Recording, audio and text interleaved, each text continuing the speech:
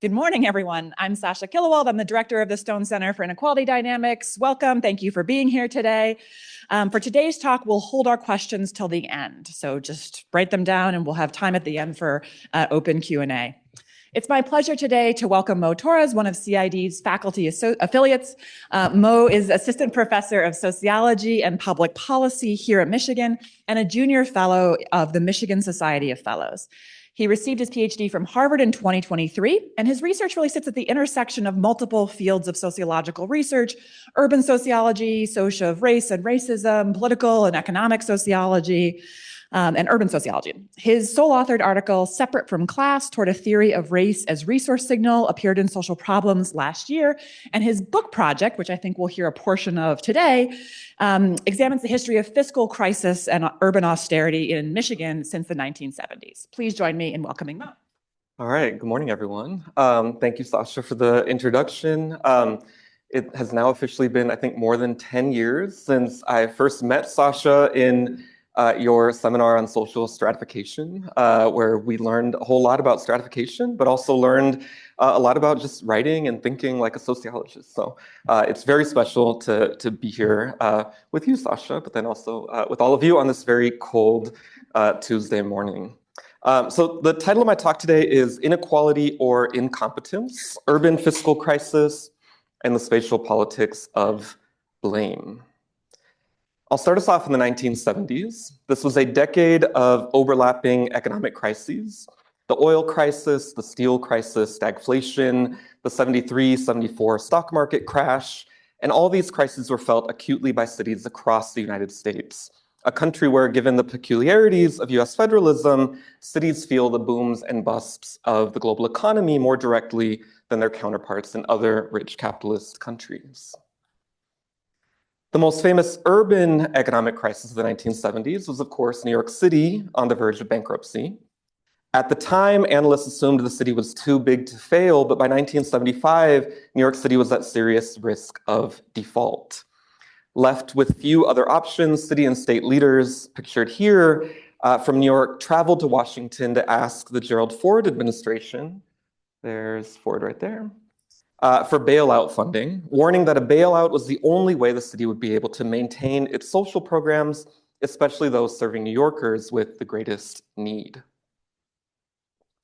Though New York City in 1975 is the most famous case of urban fiscal crisis of the time, it was not alone. Here in Michigan, in the same year, mayors and city councils across the state sent urgent petitions to Ford, perhaps hoping the Michigan man would bail out cities in his home state, also on the brink of disaster. Weeks into Ford's presidential term, this is the letter here, Detroit City Council passed a unanimous resolution asking Ford to declare a federal state of emergency in the city. Detroit requested essentially the equivalent of FEMA funds. And the city council said basically, we haven't had a flood, we haven't had a fire, we haven't had a hurricane come through our city, but our fiscal crisis is so severe that we should qualify, what's happening in our city should qualify as this federal disaster. Ford responded by saying that there was no such natural disaster and that the city was not eligible for such bailout funding. But that didn't stop Michigan city leaders from petitioning Ford anyway. I found at least half a dozen such resolutions or letters written to Ford from different cities, including Highland Park, Inkster, even Ypsilanti, our neighbor here in Ann Arbor. But the message from New York to Michigan was clear at the time. City leaders said that they were in trouble and they needed economic support from the federal government. Ford's response was also clear. No, the federal government would not be bailing out Detroit or New York City or any of the other cities facing fiscal crisis. Now, before Ford, it was reasonable for cities to expect that the federal government might intervene in situations of intense local fiscal crisis, but this moment in 1975 marked a turning point, one that economic historian Kim Phillips-Fein identifies as the birth of urban austerity. The expectation that cities facing financial challenges would be left with really only one option: cut social and other municipal spending, or else face default or bankruptcy or worse. Now, the writing was on the wall before Ford ever took office. Cities, for their part, already understood their challenges by the start of the 1970s. And so today, Detroit is synonymous essentially with urban fiscal challenges. In the 1960s and 1970s, the city that was really the poster child for fiscal crisis was the city of Cleveland. And in 1975, again, this monumental year where a whole bunch of economic history happened, the City Planning Commission in Cleveland published a landmark report noting that the city planning of the past, with its built-in assumption of continuous population and economic growth, was now dead. Instead, cities were shrinking, the Planning Commission acknowledged, and planners needed to adjust course from planning for growth to planning for decline. And so they asked, importantly, I think, how could cities shrink without sacrificing values of equity so cherished by city planners up until that point? Now, crises are important for social scientists because crises are social ruptures. Not since the Great Depression did the US face such considerable wave of municipal fiscal crisis. And so this moment in the 1970s then required analysts and policymakers to engage in a process of problem definition. How do we understand public policy not as something that emerges spontaneously, but rather as something understood as a function of the perceived nature of the problems being dealt with? How we define problems has long-term impact. Once crystallized, some definitions remain long-term fixtures of the policymaking landscape. That is, the idea of a fiscal crisis doesn't come with ready-made explanations for how the crisis emerged, what the crisis means, or what to do about it. Rather, as with all politics, fiscal crises open, quote, an arena in which different groups seek to establish a particular narrative as a means to pursue political objectives. And this is especially true in an area with an emergent policy issue where there's now already a predetermined position alignment. For instance, Republicans want X, Democrats want Y. I won't get too much into the partisan divide. Happy to talk about that in Q&A, except to say that at this moment in the 1970s, Democrats and Republicans were both sort of lost for what to do. And really the possibilities were open to figuring out how to solve this issue. And we can draw a line between problem definition, of course, and policy outcomes. We know that not every policy solution is available to us at all times. And so one major goal of interpretive policy analysis is to explain the taken for granted assumptions, how taken for granted assumptions channel policy debates in certain directions, inform the dominant ways policy problems are identified, and legitimize certain policy solutions while marginalizing others. And so the question of this paper is, how did experts narrate the problem of urban fiscal crisis? And a secondary question in the background of this talk, what might this tell us about the proposed implemented solutions? And so going back to the 1970s, how to diagnose urban fiscal crisis and how to solve the problem is the question at the core of my research. But far from a solely academic concern, these questions were also of serious consideration in the federal government by the late 1960s and especially throughout the 1970s. The federal government's Advisory Council on Intergovernmental Relations was tasked with understanding what was going on with cities. They published reports like Metropolitan America, City Financial Emergencies, Central City Suburban Fiscal Disparity, and Fiscal Disparities, Central Cities and Suburbs, among others. And there are clear themes in these reports. ACIR warned of increasing fiscal strain in cities across the country. It sought to identify key reasons driving the fiscal strain, and it proposed both local and intergovernmental approaches to resolving fiscal crisis. Here's what they looked like. One thing I'll say is that these reports are incredibly rich documents for understanding this time period. There's some really serious, rigorous policy debate that is going on in these reports between policymakers and between academics, social scientists. And I've been rereading these reports as I prepare this paper for submission in the next few weeks, and it's a little surreal to be reading them in this moment where the federal government is just on a very different path. Like, this is really serious research and policy analysis. And I'll also mention that as someone born after the 1970s, someone who just lived in the world that the 1970s created for us, it's also a bit surreal to go back in time into the 60s and 70s to realize just how big the window of possibility was. Like there was really a limitless imagination compared to what came after for things like public transit and intergovernmental relations and funding cities in a much different way. So yeah, for those of you who are curious about this time period, definitely go check these out. These are all available online. In these reports, there are two main explanations for fiscal crisis that are really dominant. The first I'm calling the inequality story.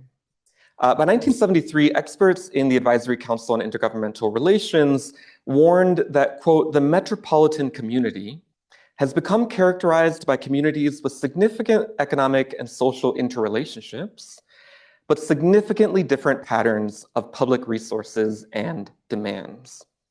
Communities, they wrote, with a relative overabundance of resources face limited public service demands, while those with high public service demands frequently have relatively low resource endowment. The report continued, in a situation of local fiscal imbalance, a negative dynamic sets in. Communities with an overabundance of resources attract high-income residents and expensive non-residential development, while low-income communities lose their ability to hold their resource bases because of their extreme public service demands. Communities with a comparative fiscal advantage continue to attract resources and generally exclude sources of excessive public service demand, while communities with fiscal disadvantages remain accessible to those with high resource demands and progressively lose their ability to compete for taxable resources.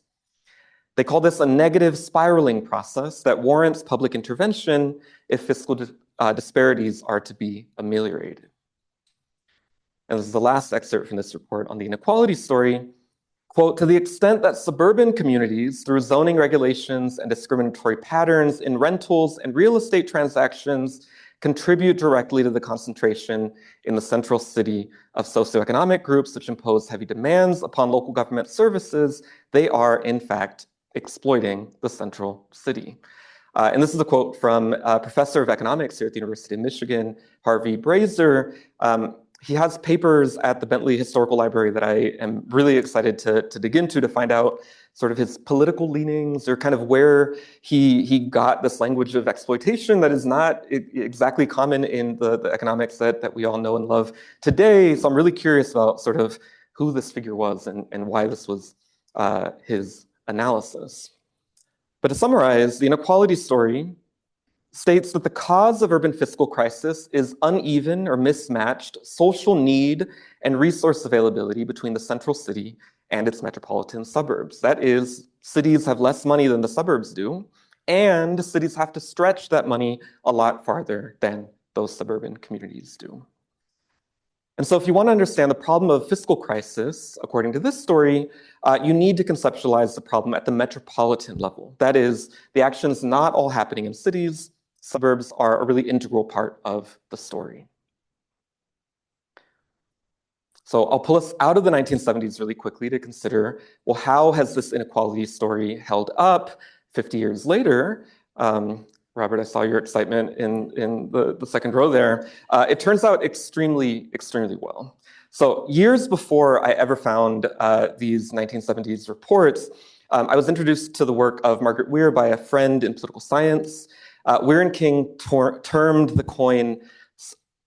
the term segmented localism to describe exactly this dynamic, where skewed distribution of public resources allow richer jurisdictions to enjoy better services and lower taxes, while jurisdictions with higher numbers of low-income residents struggle to provide basic services. From what I can tell, I'm not sure that Weir and King ever saw these 1970s reports, but when you read them side by side, it's amazing how much overlap there is between the two analyses. And political scientists in general have written a lot about fragmentation and resource hoarding. So here's one quote from 2020. The US stands out among the rich democracies in the way that the institutional structure of local governance facilitates, indeed incentivizes jurisdictional proliferation and actively supports resource hoarding, typically by affluent white homeowners. And then most recently, really important work by Robert and colleagues on tax-based fragmentation argues that jurisdictional fragmentation and economic segregation interact to create tax-based fragmentation, the unequal allocation of taxable property wealth across jurisdictional boundaries. So really well, I would say. The second story outside of inequality, and I'll be a little brief here because spoiler alert, we'll stay in this incompetence story for the rest of the talk. The incompetence alternative is remarkably different. In explaining what drives urban fiscal crisis and how to solve the problem, a different report in the same 1973 volume explains that, quote, sound financial management stands out as a key element to the prevention of financial emergencies in local government, focusing attention on 4 critical areas of municipal finance. 1, the elimination of major revenue expenditure imbalances. 2, safeguards against misuse of short-term operating loans. 3, the adequate funding of local retirement systems. And 4, the improvement of municipal accounting and reporting practices. I intentionally selected a fairly dry excerpt for this story to emphasize that the incompetence story is mostly about technical budgetary problems and therefore technical budgetary fixes. But the incompetence story was also about mismanagement, corruption, failures of local government, and I'll show the more colorful version of that language in a bit. And so the second story then, incompetence identifies the cause of urban fiscal crisis as central city mismanagement. And you can see a difference here in the scale of the problem. In the inequality story, the scale is really about the metropolitan, suburbs feature prominently, and in the incompetence story, it's really all about cities and what happens in the cities. And so quick roadmap, I introduced you to the 1970s, the decade of fiscal crisis, introduced you to my question, how was urban crisis narrated or understood? I provided the 2 stories that were emerging in the 1970s, is it inequality or is it incompetence? Now I'll introduce you to the case of Michigan, where we'll stay for the rest of the talk. I'll tell you about the sources of information that I used in this paper and in the broader book project. I'll give you my findings, which essentially was that cities were blamed for all their problems and the inequality story really all but disappeared. I'll work through some conceptual frameworks thinking about blame and stigma, and then end with some concluding thoughts. So, Michigan. Over the years, Michigan, and especially Detroit, has become more or less synonymous with urban crisis. Here is a 2021 tweet from a tech entrepreneur in California. SF before and after would be quite the photo essay. It was heavily photographed over the last 20 years with geotagged images, but no one has yet assembled them to document the Detroitification.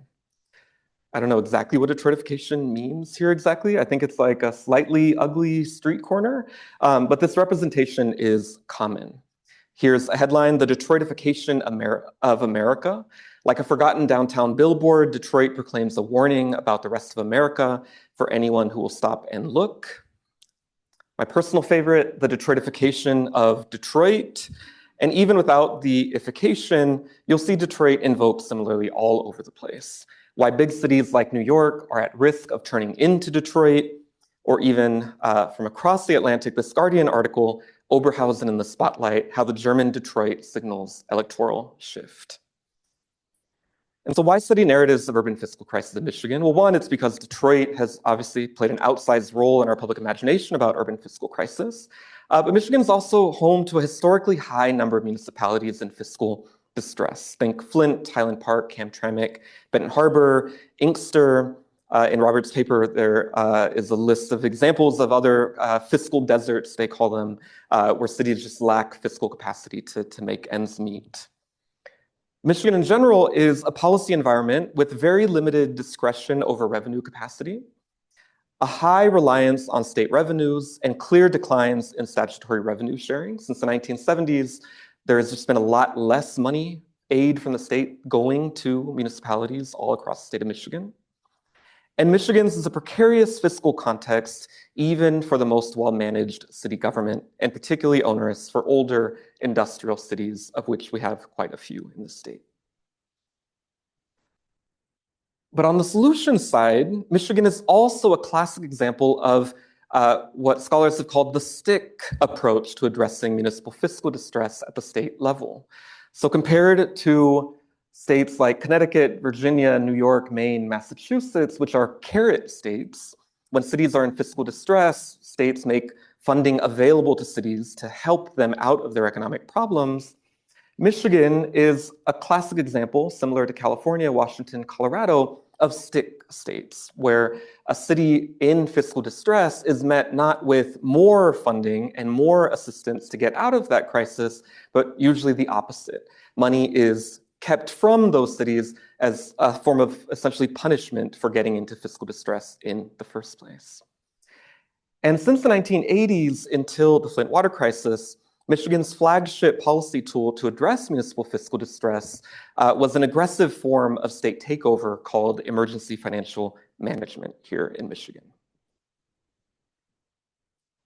And so as part of this broader first PhD dissertation project, now a few papers and eventually a book project, my goal has been to understand what lawmakers know and say and think about fiscal crisis from the state level, not from the city level, but from a higher level where actually a lot of the action in terms of municipal finance happens at the state level. So I wanted to understand how state lawmakers understood the problem, diagnosed the issue, proposed solutions.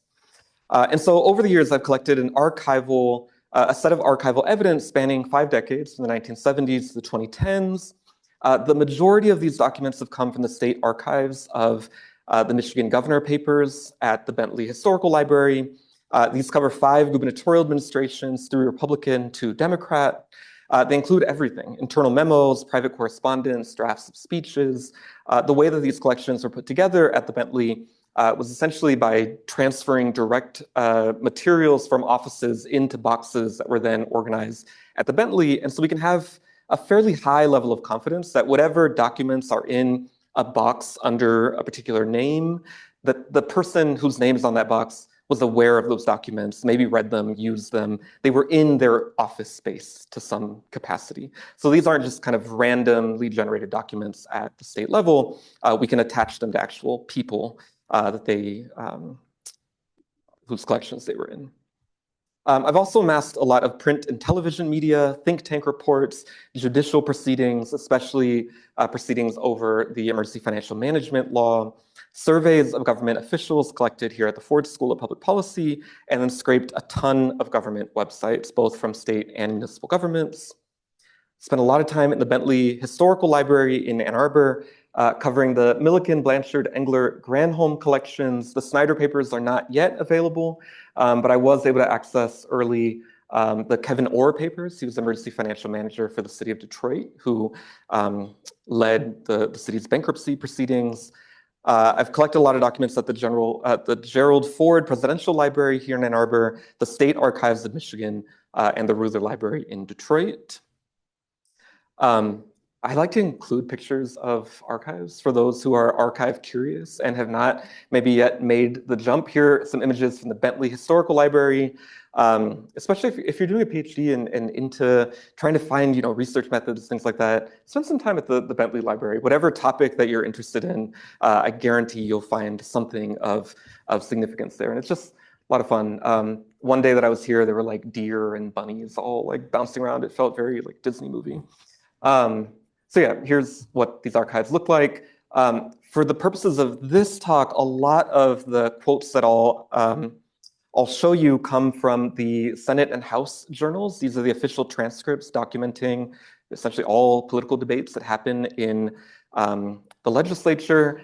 After the 2000s, they are all digitized, which is amazing. Before the 2000s, they are not. So this is a picture I took of me trying to trace one particular debate across multiple sessions of legislature. Here are some notes that I was taking as I was reading them.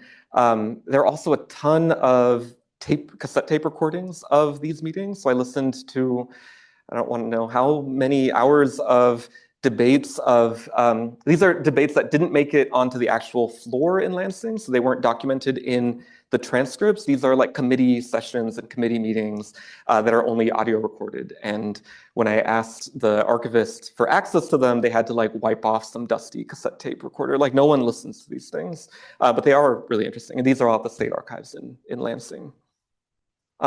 These archives also include a lot of reporting. Back in the day, people would just cut out newspaper clippings and tape them on paper and collect them for their records. I've looked at a lot of like newspapers.com and online sources to try to track down these same newspaper articles. They're not there. So it is really important for people doing kind of media analysis to also go into physical archives and find materials that way. And then I also mentioned looking at kind of think tank reports and just things that were happening that lawmakers were aware of, even if they weren't produced by lawmakers. These are covers of the Michigan privatization report put out by the Mackinac Center for Public Policy here in Michigan, where their goal is essentially to privatize everything. So here's privatizationville, privatization at the local level. Michigan, should a privatized river run through it? Maybe.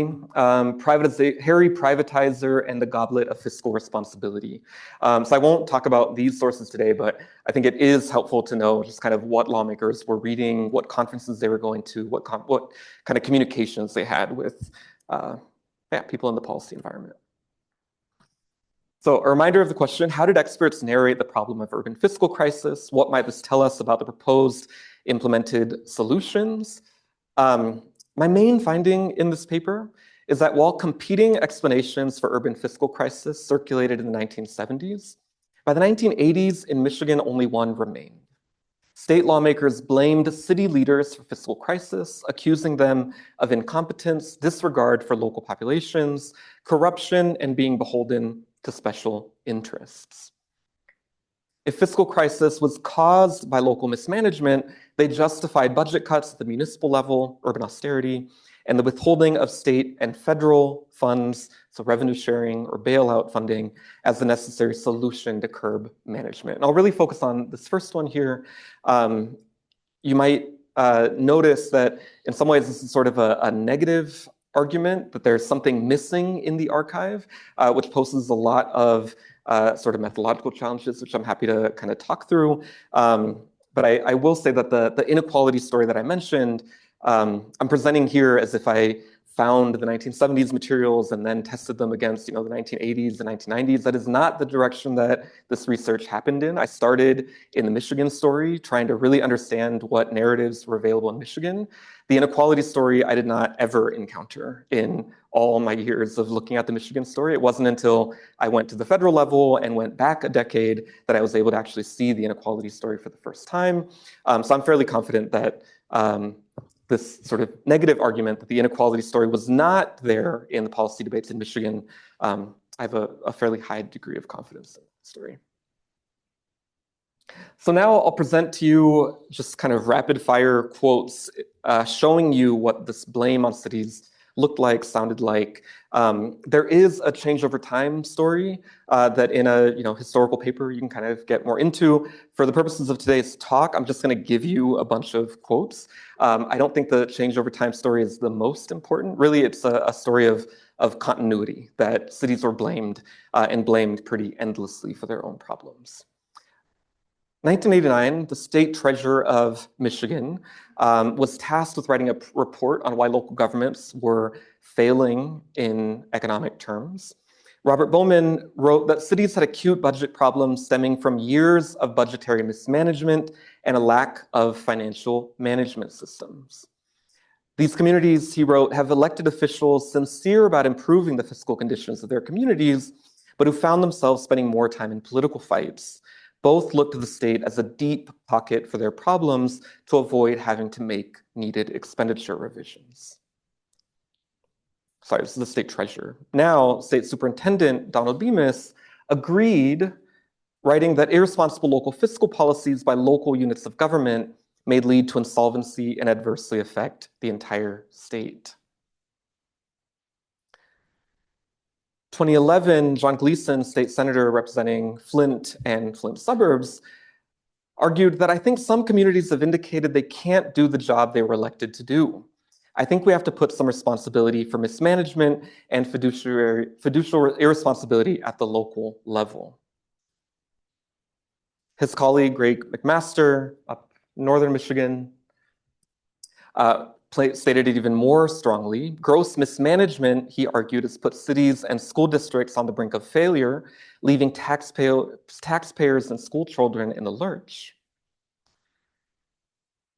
3 years later, when asked about a Detroit bailout, he told a reporter, "I'm not keen on bailing out Detroit. They got themselves into this mess."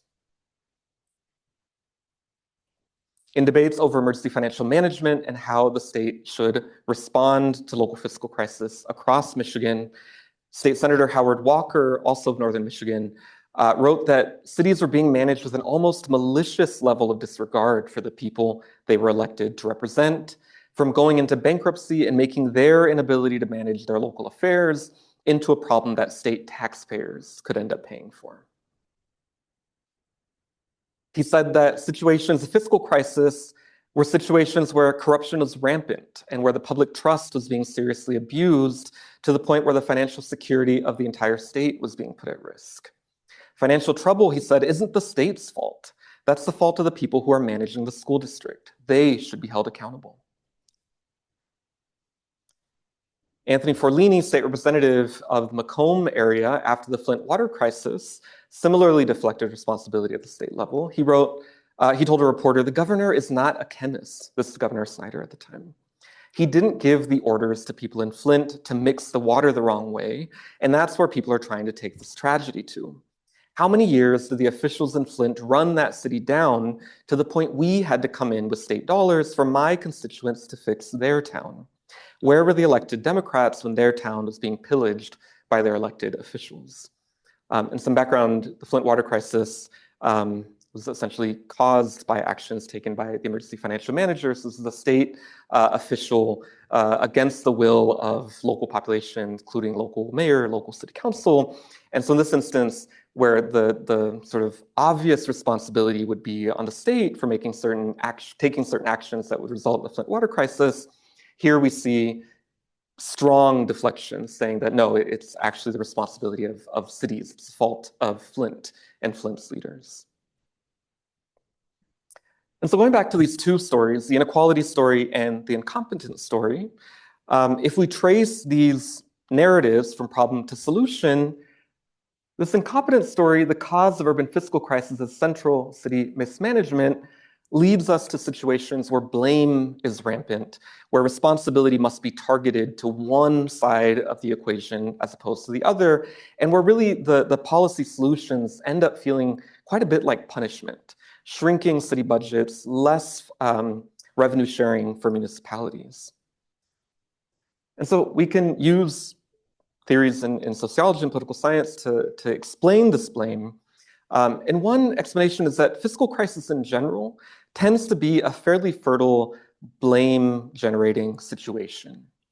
And economic sociologists in particular have often written that all economic struggles invite moral struggles. And in an incident of fiscal crisis like this, we see that very clearly.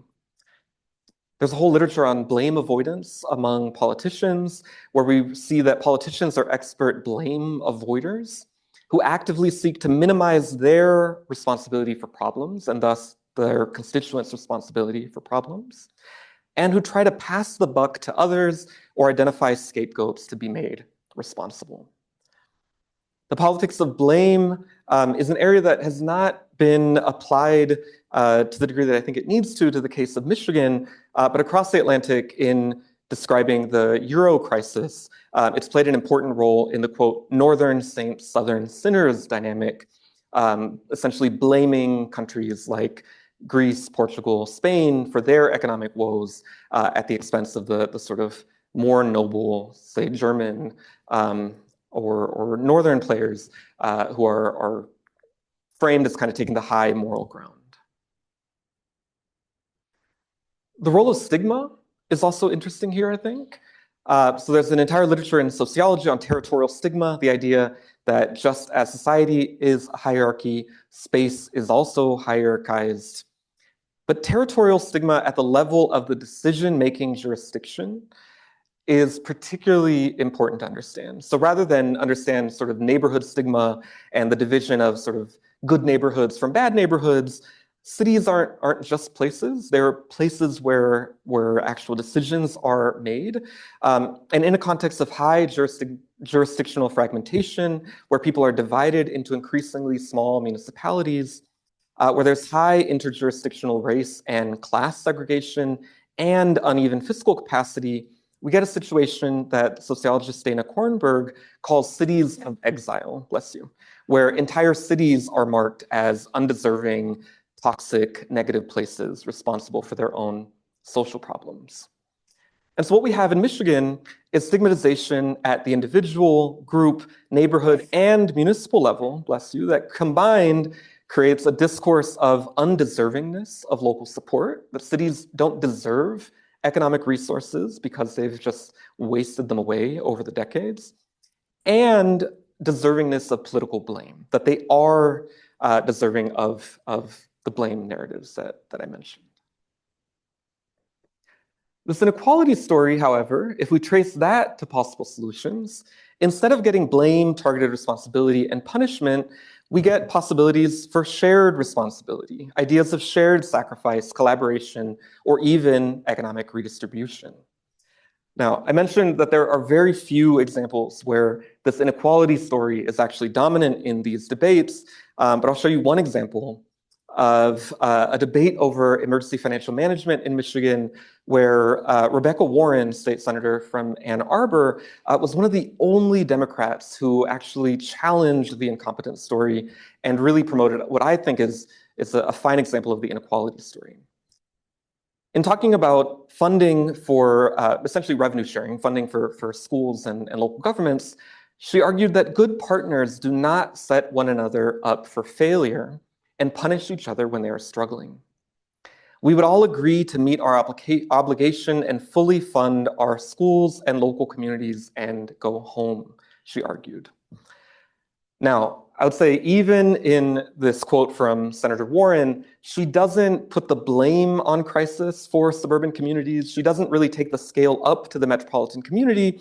She's starting to indicate that this is something that can be solved collectively, but still very different from the 1973 report saying, you know, they're creating these tax havens, they're exploiting the central city. So not quite there, but in that direction. And a more recent example, this is from the most recent mayoral election. There was a write-in candidate for Detroit mayor who made his entire campaign based on the idea of annexation. Now, this was not the annexation of all of Wayne County or even it's not the annexation of Grosse Pointe or the wealthy kind of Oakland suburbs. This was annexation of cities with limited fiscal capacity that together could have a greater fiscal capacity. His idea was that if we combine Detroit with other struggling municipalities, say Highland Park, Hamtramck, Inkster, other parts of Wayne County, that combined they would get a population of above 1 million, which under state law would then open up the municipality for a whole bunch of other pathways for economic funding and revenue sharing. So even this is probably the most extreme example of like this idea that we are all in this together, we could all solve this collectively. But even this stops short of the 1973 vision, which was, you know, would open up paths for annexation on a bigger scale. And I should mention that Detroit city borders have remained fixed for over 100 years now. The last time that Detroit actually grew its footprint was in the 1920s. That is remarkably different from the Sunbelt states, where cities like Houston have grown not to capture all of its suburban communities, but have grown pretty significantly to capture the tax base as sprawl has accelerated. That's something that in sort of these Rust Belt, older northern industrial contexts like Detroit or Baltimore or Philadelphia just has not happened. Now, to wrap us up here, this Incompetence story is not limited to Michigan by any means. So here are just two quick examples. One from Chester, Pennsylvania.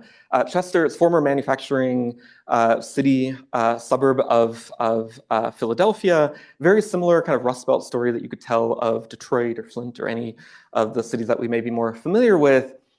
This explanation in 2022 for why the city was in such dire financial straits mentioned, quote, questionable accounting practices, obstinance, just blaming again the city for its own problems. This feels like so long ago. These were like tweets from Donald Trump. Like Twitter isn't even a thing anymore. These were tweets from Donald Trump from 2017. At the time, Puerto Rico had just been confronted with a deadly hurricane, was facing energy crises, was just facing a lot of issues. And explaining why Puerto Rico was facing these issues, Donald Trump at the time wrote, "Such poor leadership ability by the mayor of San Juan. Puerto Rico is one of the most corrupt places on earth. Political system is broken. Politicians are either incompetent or corrupt. Congress approved billions of dollars last time, more than any place else has ever gotten, and it is sent to crooked paws, no good." So these blame games are common, not just in Michigan, of course, but in general when we're talking about fiscal crises. Now, I'll end with a couple of reflections. One is that the politics of fiscal crisis has a considerable scale problem. On the problem side, policymakers in Michigan and elsewhere shrink the scale of the problem to blame municipal fiscal distress on the municipality itself, ignoring the unevenness of central city fiscal capability versus social need as compared to the metropolitan region overall. But on the solution side, many studies of emergency financial management, for instance, assert the importance of local self-government and the dangers of receivership. So there's been a lot of work that's come out in the last 10 years explaining how state takeover, municipal receivership caused the Flint water crisis. But these studies often remain trapped at the municipal level as well. This is true of court cases. So there have been many civil rights organizations, legal groups that have sued the state of Michigan to remove emergency financial management on the grounds that it violates the civil rights of Black voters, of city voters. But even those solution side analyses have also tend to stay trapped at the local level, asserting the right of cities to self-govern, asserting the right of individuals to elect their own officials without actually getting up to the higher level metropolitan causes of urban fiscal crisis. And this last point is on what I'm starting to call refusal. So solutions to municipal fiscal distress have included receivership, cuts in state and federal revenue sharing, forced urban austerity, solutions that align nicely with the incompetence story that cities are responsible for their poor outcomes and that fiscal distress must be solved at the local level. Now, we can call these maybe policy failures, that when a city is taken over by the state, at the end of that receivership, typically its municipal health is not markedly better. Sometimes cities actually go into further debt when they're under receivership. But given the explanation, the inequality story has essentially been here with us since the very beginning. To what degree should we consider things like receivership or cuts in revenue sharing policy failures, or something else, a refusal to solve a problem by ignoring its root causes? And here, Lou Schimmel was one of the architects of emergency financial management. He was the EFM to the city of Pontiac when he gave this quote to a reporter, Hamtramck and then later Pontiac. And he said, most people look at a problem like Hamtramck's and say, we have to raise more money. I look at a problem like this and say, we have to cut expenses. And so if the inequality story is true, then actually we would want to raise more money for cities like Hamtramck or Highland Park or Detroit. But if it's not, and if the incompetence story is correct, then Lou Schimmel's point makes total sense, that actually the problem is overspending and mismanagement. And so in this final quote for today, this is from an interview I did with Al Pasholka, who's the state budget director under Governor Rick Snyder. This interview was in Lansing in 2017. Some of you may be wondering, maybe some lawmakers only had access to the incompetence story and maybe didn't actually have the structural analysis that they would learn in, a social science class on a similar topic. And so in this interview with Al Pasholka, I asked him, tell me about Benton Harbor. What do I need to know about Benton Harbor? Benton Harbor is a city on Lake Michigan. It's part of Pasholka's district when he was a state senator. And he told me the city of Benton Harbor had struggled. Traditional Rust Belt type of thing. White flight, loss of manufacturing, increased poverty, all the social things you can think of that may be in a larger city, but in Benton Harbor were 4 square miles.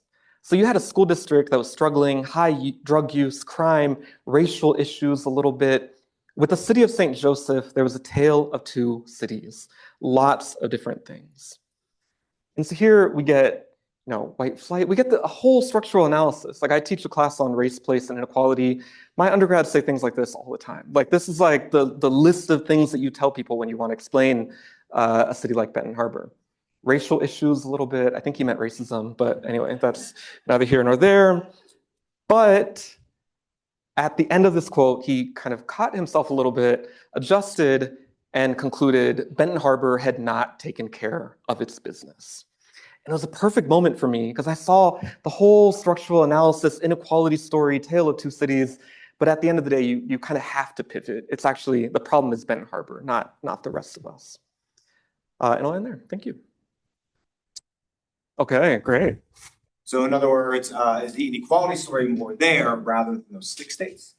And sort of relatedly, there is a bit of an elephant in the room that I'd be curious to hear you expound upon more, which is it mismanagement? How much is it? And the reason why I bring that up actually is the school district example that you make reminds me of the current financial crisis happening in the Ann Arbor public schools, which I, and maybe others might disagree in this room, is a result of gross financial mismanagement and incompetence by an incompetent school board and incompetent managers. And I wonder if there's maybe a comparison there where here's an example where maybe sticking blame isn't happening, it's Ann Arbor, but I don't know how that's going to get bailed out as a sort of bigger. Okay, but the elephant in the room here about how much is it actually mismanagement, which I'm sure you've thought about. Last one is more sort of big picture on the theory side. You focus on the blame and stigma kind of literature or sort of scaffolding. I'm wondering how much here there's more of a story about the politics of risk and responsibility, about who is at risk of harm from a social problem and who's responsible to alleviate or mitigate those harms, or questions of who should be paying for those harms when they occur also becomes really important. Something that's basically in any kind of insurance, social insurance, welfare, workers' compensation, auto insurance, and so on, all that kind of stuff. Because when the blame piece to me seems like, well, an alternative, like when you have the blame and assign blame, whatever, like that doesn't necessarily obviously lead to the decision as you're articulating it, right? Because blame could be like, oh, well, you're to blame, so then I do nothing.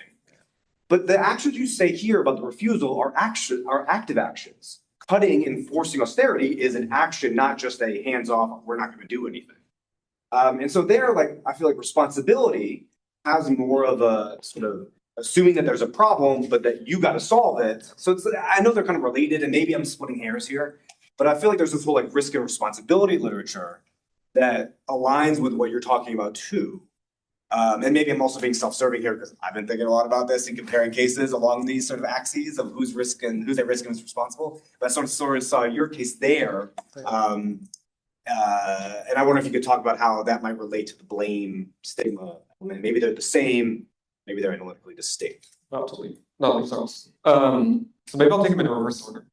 The responsibility question, I think, is absolutely right. The state of Michigan sees itself as responsible for ensuring that cities do not go into default.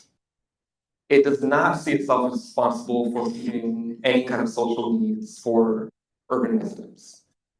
And so that's an important distinction, I think, because it's not that the state of Michigan can look at a case like Detroit or Flint and just completely be hands off. Because as Devon can tell all of us way better than I can, state credit ratings are tied to the financial decisions and behavior of municipalities. And so if a city like Detroit goes into default, all of a sudden the bond market is going to shift dramatically across the entire state, not only in the city of Detroit. And so that's a responsibility for ensuring that cities do not go into default, that cities implement enough austerity to make ends meet, but without the kind of responsibility that we might see as more socially egalitarian. Like there's no structural need for the state to make sure that unemployment is low in Detroit, for instance. The mismanagement question, I love this question. The question that I get more often is, well, isn't Detroit just super corrupt? Like, tell me about Kilpatrick. And like, yes, there is a lot of corruption in Detroit. There's a lot of corruption everywhere. There's mismanagement everywhere. What I love about the Ann Arbor story is that these cities that, this could not happen here, like it's all a Detroit problem. There was some great reporting about a year ago already that Ann Arbor and Berkeley, California were like siblings in facing their own kind of fiscal crisis around the same time. So part of the answer is that mismanagement happens everywhere. And actually in the MRC financial management story, there were two cities, Three Oaks Village and either Allen Park or Lincoln Park, I can't remember which one. There were cities where people actually did make mistakes, budgetary mistakes, and the state of Michigan stepped in, appointed an emergency manager in those cases to just fix that issue, and then the manager left, and the city no longer had any.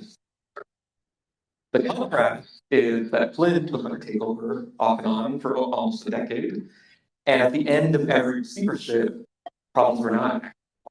And so I think there are actual mistakes that happen, or mismanagement, corruption, there are all these things that happen in local government that we should expect kind of to happen as course of being, human societies, human groups.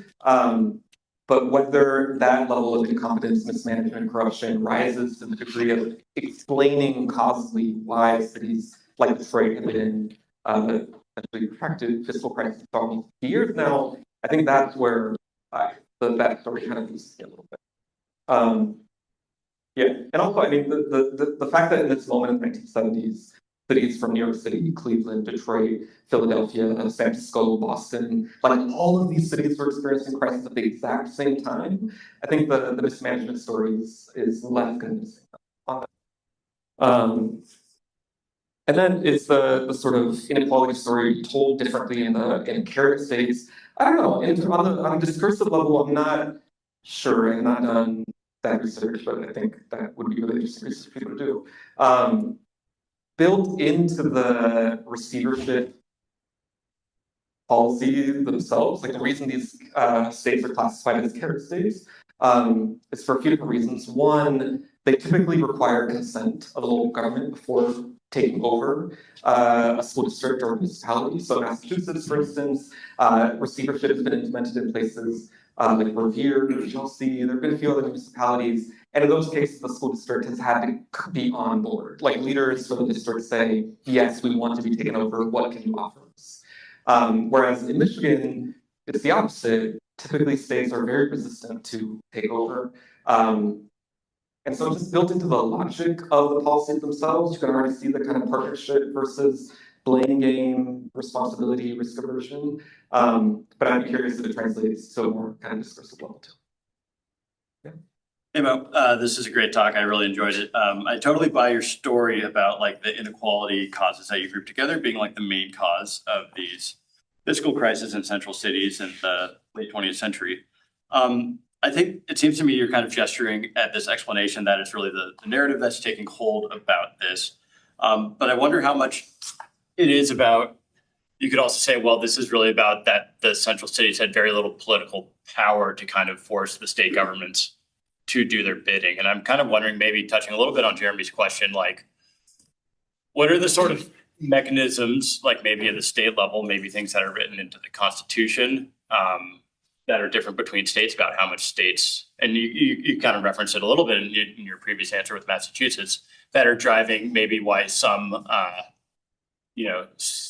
cities are more or less able to kind of gather help from the government.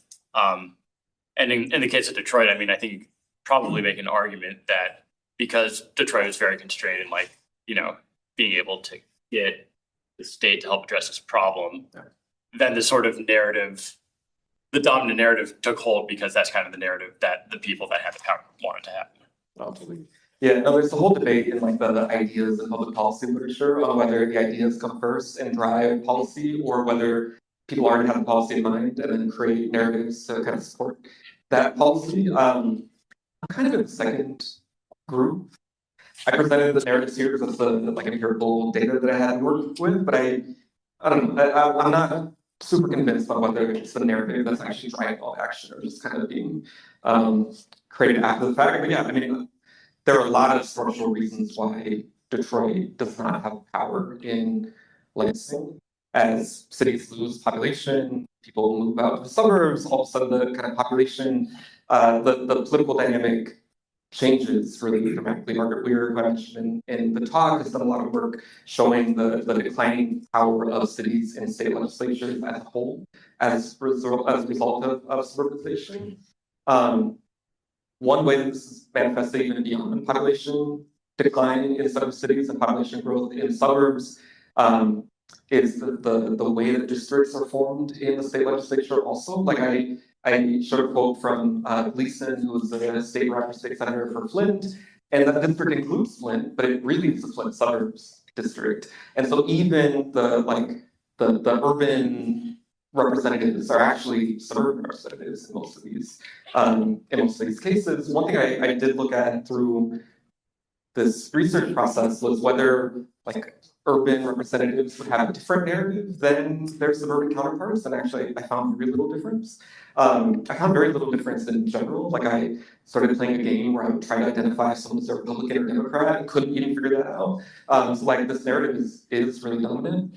And other structural considerations are things like annexation laws, which in the Sun Belt, there are huge unincorporated areas, and if a city wants to grow its municipal or jurisdictional footprint, it can just take those places over. It's California story, the Texas story, Tennessee. But in Michigan, that's just not the case. Every area of the state of Michigan is already carved out into a municipality, whether it's township or city or village or something else. And so that just makes it really hard for cities to actually take their own financial future into their own hands. The state really makes a lot of decisions. I also have 3 questions. Okay. First, this was awesome. One thing I wanted to ask you was, this reminded me a little bit of Gary Orfield's work on like metropolitics. He talked about like some of the distressed suburbs that like were sort of havens of white flight, but now are facing a lot of the similar fiscal economic problems that the central cities are facing. I'm wondering if you've seen anything in terms of like the ideas attached to those kinds of places when they struggle, and if there's some sort of like interaction with race about like when they're more likely to be seen as figures of blame or charity. So question about those distressed suburbs. I also wanted to like ask about the part of the argument about specifically the time period of the 70s as the source of like the story of inequality and the sort of realm of it being like at the federal level that there being like sort of this these stories of inequality. And I guess the reason that I wanted to maybe challenge that a little bit is because one sort of example that I always look at for like how much political imagination is constrained is actually the Watts Rebellion in Los Angeles and the Rodney King riots in Los Angeles. So both of those cases began as police brutality cases, but the commission reports that were generated after them could not be more different. In the Watts cases of 1965, like there was a like structural identification of like what caused this, and like you see like solutions posed like well like particular interest it was like they talked about like public transportation as like a source of like constraints for the Watts neighborhood, police brutality, education, income gaps, and employment. And then in the Rodney King case, you just see it very, very constrained to just we need to kick the chief of police out. So like that's at the sort of state level, and it's a little bit earlier in the 60s, sort of like I don't know, Lyndon Johnson kind of a time. And so I wanted to like really see if like you really thought it was sort of something about the 70s, or we could trace back a little bit earlier, if it was really about the federal level, or if it was more like widespread in political culture. And then the final question that I wanted to ask is like the discussion of annexation as a measure that maybe stopped short of I guess the inequality story.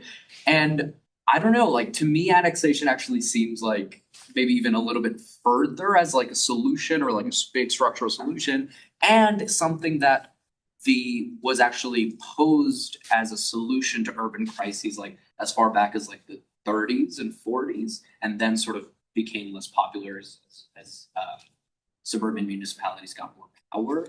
And so like to me, I've always thought of like annexation somewhat as like the ultimate solution for a lot of metropolitan problems. And I don't know if you think differently. Yeah. I think like, yeah, no, I love it. I mean, the other alternative, I guess, would be like regionalization, where you create something like, you know, a Greater Toronto policymaking body that maintains Toronto as a municipality, maintains Toronto suburbs as separate municipalities, but put decision making at a higher jurisdiction. I think if we could accomplish either of those, that would be amazing. I don't know that I would even have a preference on which one would be more ideal. But yeah, both seem very far away at this point. Although we have a lot of people setting tax-based jurisdiction, things like that. But hopefully we'll make annexation more practicable. On the is there something special about the 1970s? No. So I started this research by only looking at emergency financial management. And so that put me into the late 1980s, into the 1990s, and I was fully immersed in that universe. But the more I read about fiscal crisis, especially the importance of the New York City fiscal crisis, I kept having to get it pushed back into the archive. And so now the earliest that I've read is this 1966 report. I'm really trying not to go fully into the 60s. I mean, with periodization, there's always going to be the problem of like nothing ever starts in one particular year. Like you can always go back further. But with the 1960s, the kind of classic things that people ask about in a setting like this is the race riot in Detroit and throughout Michigan, like how did that influence everything? And obviously, the narratives of what cities were as, you know, corrupt places with a lot of violence, things like that. Those are stories that did not emerge in the 1970s. They certainly were already in circulation in the 60s. I'm still trying to figure out how to talk about that without like bringing the talk back further another decade. On the distressed suburbs, I think it's a really interesting question, especially because a lot of the former sort of white flight, wealthier enclaves of Metro Detroit are now experiencing their own fiscal crisis, whether that, you know, is Inkster, even places like Canton, Novi. Like there are a lot of challenges in these like middle class suburbs throughout, certainly throughout Metro Detroit. Dana Kornberg, who I mentioned earlier with the territorial civilization reference, is working on a project that she's calling territorial valorization. The inverse of civilization, when a place just gets a reputation for being like a good place, how does that sort of shape the politics? And one thing that she argues in that work is that it makes it harder to actually seek support and resources because you're supposed to be one of the like successful suburbs. And so I don't know, all these like the past divide, like cities are struggling, suburbs are doing great, is not actually holding up in contemporary data. And so we're gonna have to adjust our representations and theories accordingly. But yeah, a lot of suburbs fit into the stigmatized story. That's just the Yeah, thanks, Mo. This is really good. I'm glad to finally see some of this work and we can be working on. It's really great. I kind of have two questions that are really sort of built off of one another and kind of pick up on some of the threads that we covered. So I want to go back to the sort of regionalization question. And I'm curious if starting in 1970, you know, was there any appetite for regionalization, that's the Detroit area or other places within Michigan? I'm especially thinking 1970s, that is like before Coleman Young. Like, was that a possibility before you get a black mayor in Detroit? And then related to that, and I also ask that because, you know, a lot of the like regionalization metropolitan governments we get, Nashville's, Minneapolis's, those are 1960, 70 vintage, what strikes me as kind of an important thing with respect to like a path dependency of like setting up a terrain upon which like policy discourse has to stop. As you start getting Black managers in more chocolate cities. And then related to that is, did this inequality story or like idea kind of miss its moment, right? We have New York at the height of its powers pre-1970s, having all these really important social services programs, and then we kind of really haven't seen anything like that since. And I'm curious, I know you're teaching a class on municipal socialism soon, on, you know, is there a kind of resurgence in this idea of inequality being a thing, and we're starting to see Mamdanis of the world start to kind of articulate an urban story in a not a decline way, but as like a very much a sort of booster way, but actually trying to deliver on some of the promises of this inequality there. So two kind of related points, but just really excited to hear. Oh, well, thank you for that. Yeah, I haven't done like a careful like study of, you know, calls for annexation, regionalization in the area. I think that would be an amazing paper to do. The archives in the 1970s do have mentions of annexation and regionalization, especially in particular policy domains like water. So the water system in Metro Detroit was built up as an urban and suburban water system. It was not just a municipal water system. Transit was sort of imagined as this regional policy area, like there's supposed to be high-speed rail and all this like amazing transit connecting the Tri-County area. So there's certain areas where people just understood that regionalization was better than municipalization. Whether that translated to like policymaking as a whole, I have not seen that. I would be very curious, but like I'm interested in that 1960s, 1970s story. Like, did they miss the boat on that? And I haven't gone far back enough into the archives to see that, but yeah, maybe that's another nudge towards going back to the 60s. Man, I was really hoping to delve into archive stuff at this point, but I think similar to ethnography, where like you could always spend more time in the places or groups that you know spend time in doing ethnographic work. I think archive research is unfortunately very similar to that. And yeah, I mean the Mamdani story, you can call it the Black Lives Matter story, the Burmese story, the Quiet story, like the re-emergence of this inequality story is really important. I'm excited for this municipal socialism class, but one of the big questions is, well, there are a few. One is, you know, to what degree can you actually solve a lot of these social problems at the municipal level? Like if you don't have broader buy-in from wealthy suburbs and state or federal government, like how much change can you really make at the municipal level? But also this idea of like who has the right to enjoy what services in what cities, like that is the core of social movements from, you know, forever.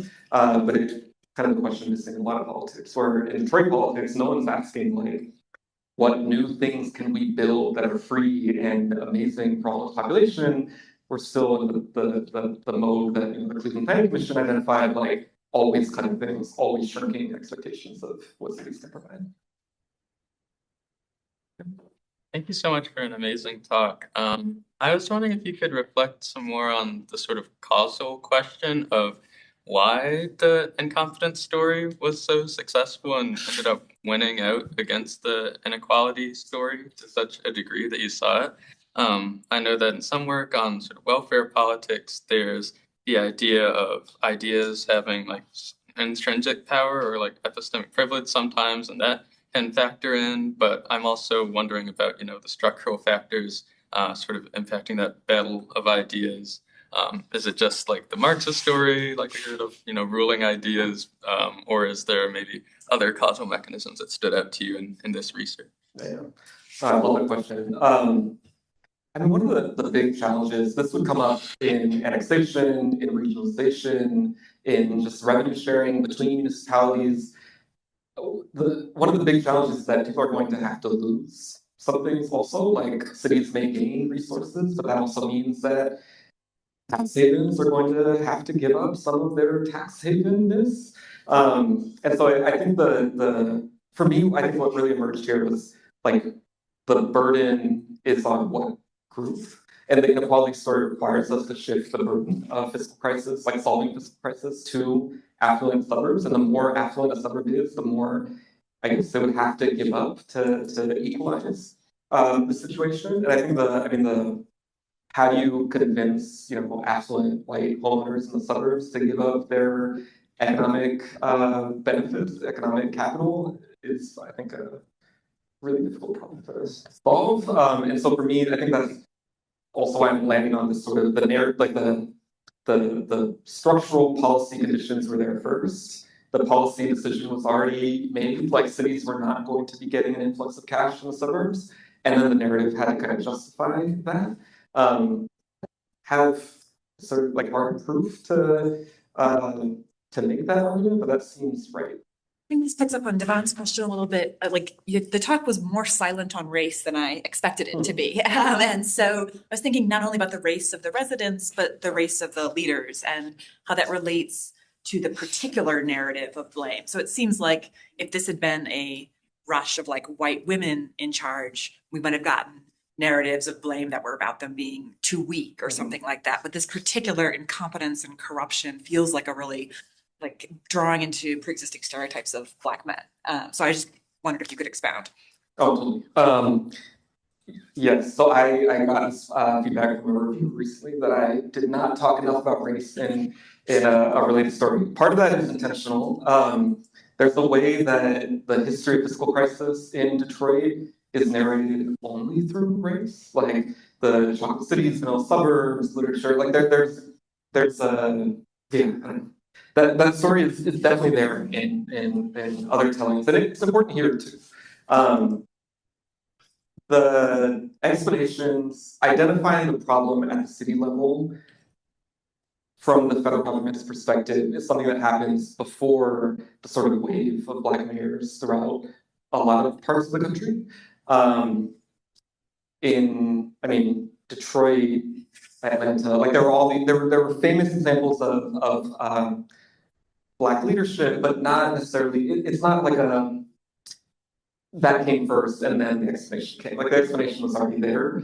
I think one way the race story becomes really important is in the intensification of the specific narratives, especially around incompetence, corruption.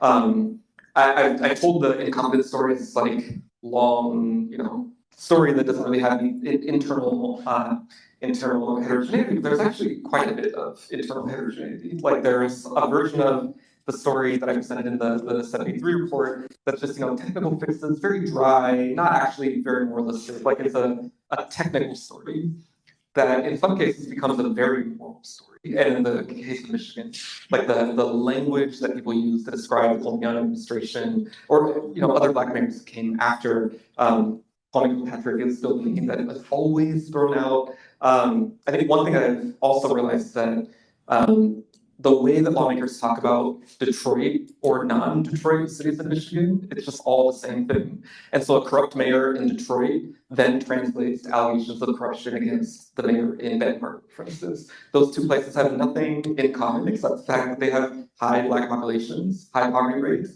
and Black leadership. And so there is some sort of transferring of responsibility from one Black mayor that they see as interchangeable maybe with another Black mayor in a very different part. Really cool talk. I wonder if there's like a third story or maybe a second version of the blame story. And you mentioning there's more kind of internal heterogeneity than the talk in this rendition presented. And that other story would be, of course, there's all these municipal territorial boundary components, but it's also the case that Detroit and many other American cities face an inherent structural problem related to how they're designed. They're extraordinarily large. They're car dependent. Sunbelt cities, for instance, require constant growth for their fiscal situation to be maintained.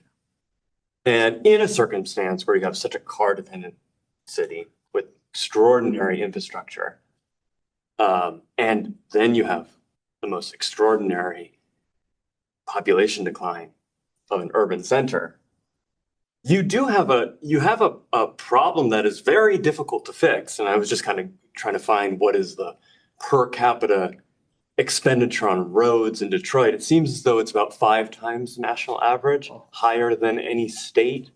Alaska being the highest state, which would make a lot of sense given the fact that we have a very small population, big expenditure needs. So and there's a tendency for the population of Detroit to maybe further decline, and especially for most of the period you're covering, there is this tendency to decline. So there is a problem there. And even if you're a very sympathetic, maybe Democratic elected official, there's a version of the blame game which is not saying that you're corrupt, incompetent, but you have a problem that you need to fix. And if you don't fix it, we're going to eventually have to bail you out in a meaningful way. There's also a version of that. You mentioned Greece and so on. There were definitely kind of like very draconian blame game types of arguments at that time within the Eurozone crisis. But there are also renditions of the Eurozone story that were much more sympathetic, that were saying, okay, we can do a Keynesian stimulus kind of program that's federalized, but also you have to clean up your pension system, for instance, in such a way that it's stable.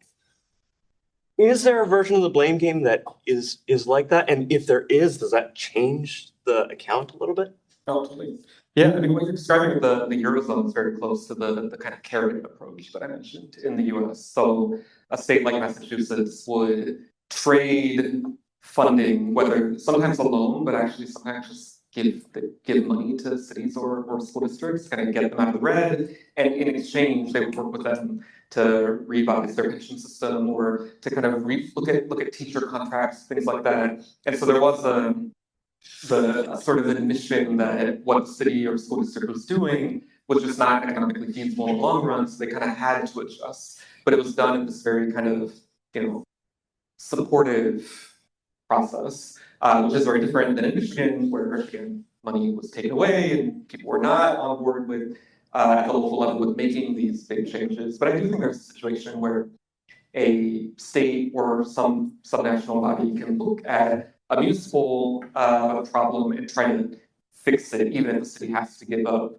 something that's just not what the Detroit story has looked like, unfortunately.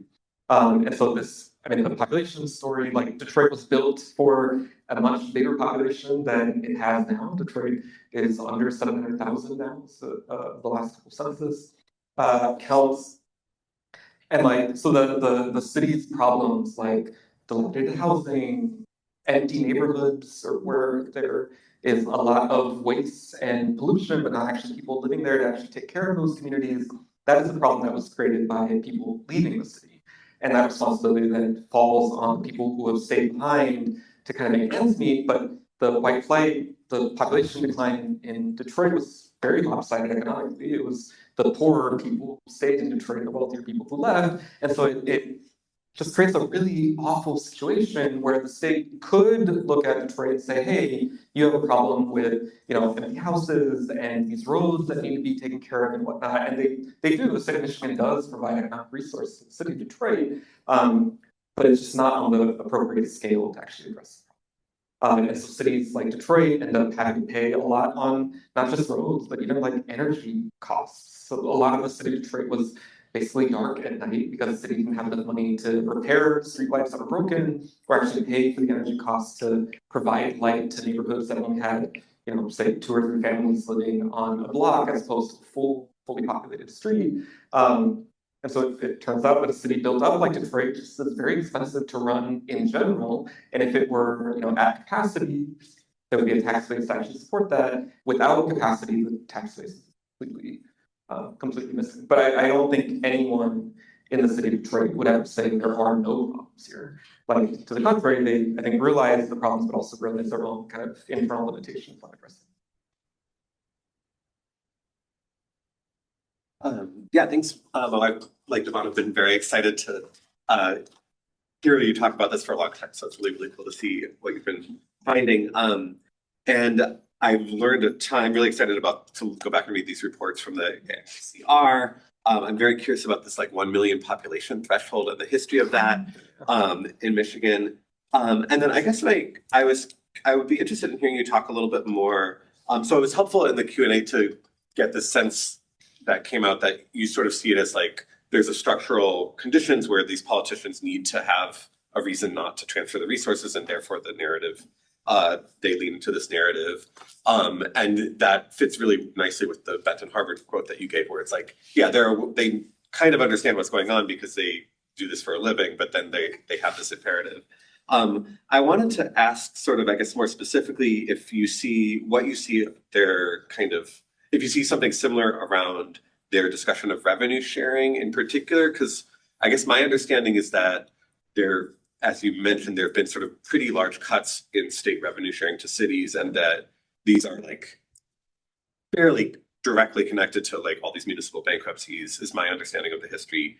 And so do you see something similar, similar sort of awareness, but inability to articulate that in the documents? Oh, totally. A few of these quotes are from revenue sharing debates. I should have mentioned that. So when I was in the archives, the kind of things, the kind of flames that drew me to their attention, the moth, whatever that metaphor is. The things that I was drawn to were discussions on like any folder that was called like urban issues or state local government affairs.